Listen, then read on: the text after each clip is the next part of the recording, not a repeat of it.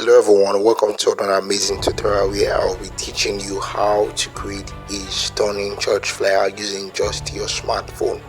Now remember, in my previous tutorial here we created a background using PS Touch. Well, today I'm going to be using that background to create this particular flyer in today's tutorial, so do it to stick around and do it to follow through to the end of this video. And welcome new subscribers. For those who have not subscribed, do it to subscribe and hit the bell notification button so that you can always get notified whenever I drop tutorials like this. So without wasting much time, let's get right into what we have for today. So what I'm currently doing with this background is I am tweaking some stuff. So basically I want it to sit properly in a way that it will house all my elements, or all the elements I intend to use for this design. So I'm just going to be playing with the hue, the saturation and the brightness, and of course the contrast as well, to get the result I am looking for. Now this being done, the next thing I'm going to do is to bring up an element that can house the tag of the meeting, which is the Outpouring Experience 2024. So I'm just going to reduce this like so. I'm still going to reduce it quite a bit, and then just look for how to centralize everything.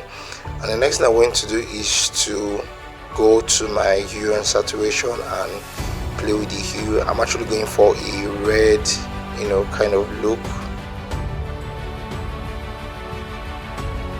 nothing too serious. So I'm just going to tweak the brightness a bit, and then we have that. So I'm basically just going to speed up the process and add up whatever needs to be on that footer, not to waste your time as usual. So we can get right to business.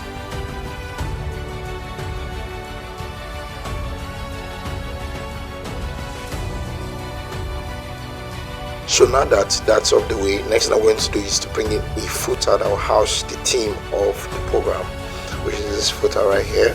So I'm just going to do a little bit of cropping and just hit on OK. And the next thing I'm going to do is to just align it properly, reduce the size and increase the width, sort of like so that it could actually sit well on my design.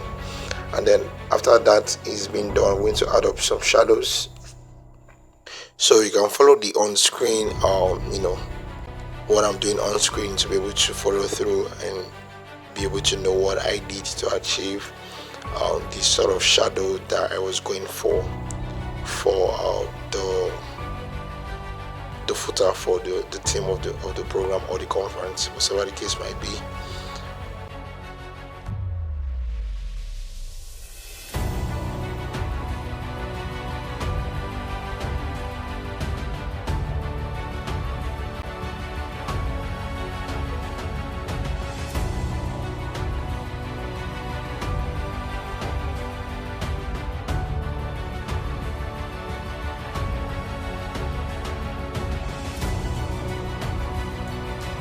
And next I'm going to do is bring up the first test.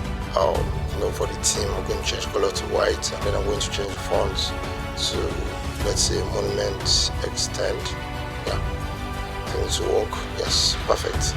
So then next thing I'm going to do is to simply come to the perspective and then enable it.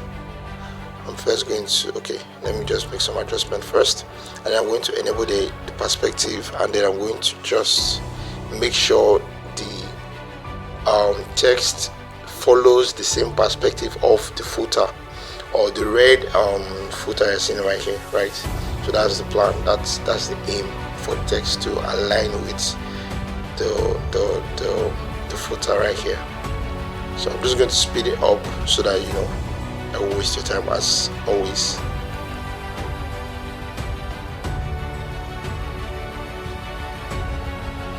So after this being done, next thing I'm going to do is to duplicate the footer I have right here, and then I'm going to properly place it over what I already have designed. Now the reason is because I want to achieve a particular effect on the text. So next thing I'm going to do is to go over to the shadows. I'm going to turn it off for the other duplicated footer, and I'm going to go to erase color. I'm going to click on that, and then I'm just going to enable it, and then I'm going to click on this eyedropper tool and select the part of the red, and then I have this, so I'm going to increase the tolerance to around 23 or 24 as the case may be, till I'm satisfied with what I'm actually looking for. So as you can see right here, the divine purpose is actually looking like it is part of the footer, like that's the particular effect I want to achieve. So just like that. Now next thing I'm going to do is just make some few tweaks to actually make it quite better. I'm going to speed it up so I won't waste any of your time in this tutorial.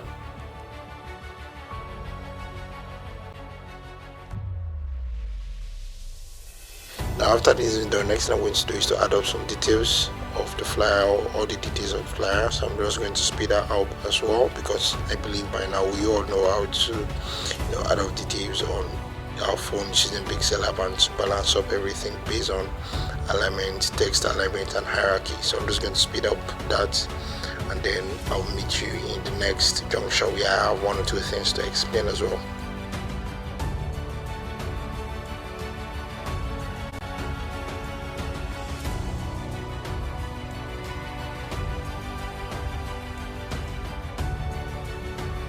So here we have it. You currently have the picture of the convener and the guest speaker. Now what I'm going to do is, after creating a square, I'm going to actually now go to where I have picture of one of the guest artists, and I'm going to add up the picture of the guest artist just like so, and I'm going to choose the ratio 1:1 so that it can fit perfectly on the square I created, just like this. And then I'm going to speed it up as well for other ones so that you can follow through and I won't waste your time as well. Now in the process of doing this design, I actually got or received and updated details from the person I did the design for. So you're going to be seeing quite a few changes, but they're not going to really be drastic, so you don't get to be surprised or wondering where the other image went, right? So for the picture on the right, I found out that the color is too sort of sharp, so I'm going to take the picture to Lightroom and I'm going to adjust that and come back to Pixel Lab, and then we'll continue. Alright, I'm back to Pixel Lab with picture. As you can see, I have been able to dull down the blue color on the suit. It's very paramount to actually keep all your elements sort of tie up together to achieve a uniform or a seamless look across your design. That is one quality that makes you a top-notch designer. So that being done, I'm just going to make a few adjustments, and then I'm going to call it a wrap very soon. We're almost done, I can assure you of that. Now next thing I'm going to do is go over to where I have all my layers, and then I'm going to turn on this particular layer right here. I'm going to turn on this guest speaker layer, and all the layers that has all the names. I'm going to delete the unnecessary layers that I don't need, and then I am just going to simply scroll through to see if I have any unnecessary layers. I'm going to turn this on, and then I am simply going to go over to where I have the pictures. I'm going to lock it up. Then I am going to zoom in so that I can make corrections to the names so that I won't have them mixed up.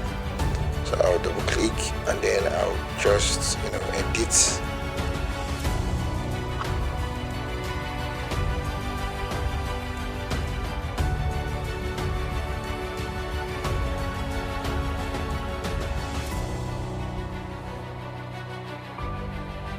So just to do a finishing touch to all the names and all the details, I'm just going to make quite a few adjustments to everything here so everything can be seated properly on my design.